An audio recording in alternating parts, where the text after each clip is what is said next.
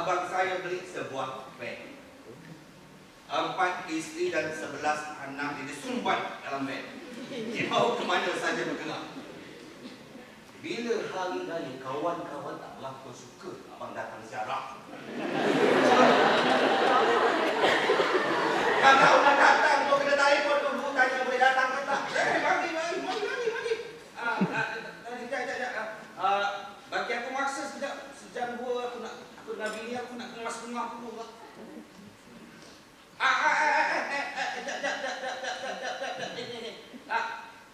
Duit kaya untuk anak kau RM2 seorang tau. Tapi abang saya cukup pandai disiplinkan isteri dan anak-anak dia. Siap pakai whistle lagi.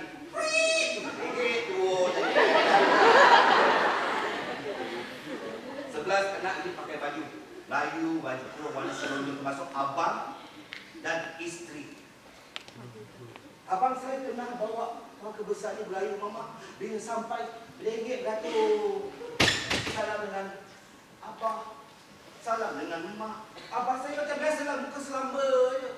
Mak saya, muka kedu tanpa sebarang ekspresi.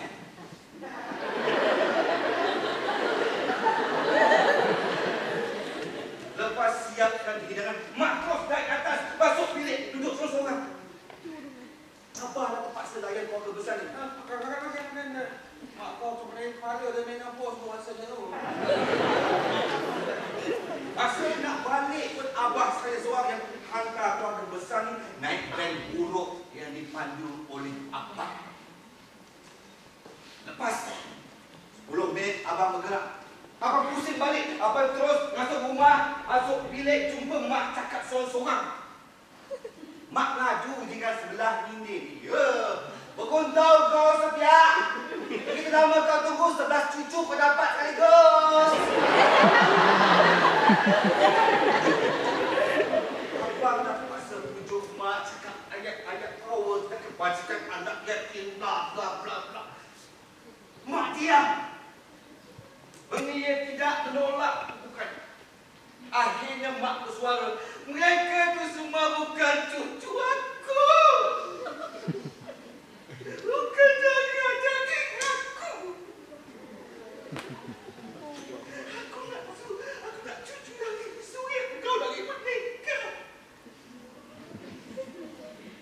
Abang peluk mak, abang cium. Abang cakap, okey mak. Okey, saya faham. Saya faham mak.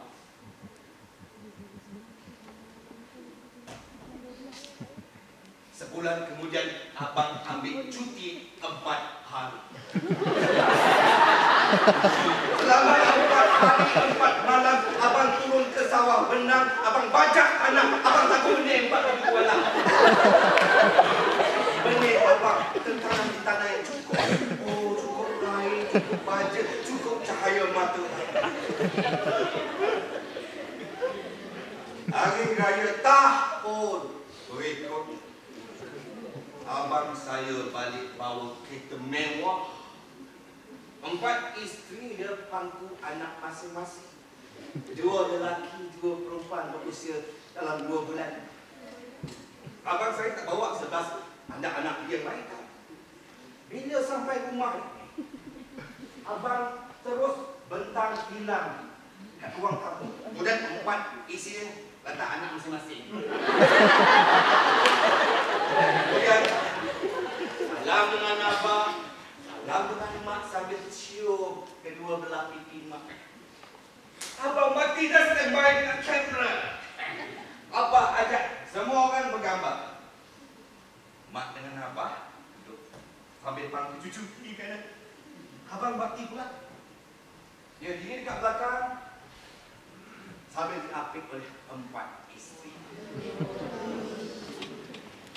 Ni gambar 4 cucu dan 4 menantu ni abah besarkan, letak dalam frame.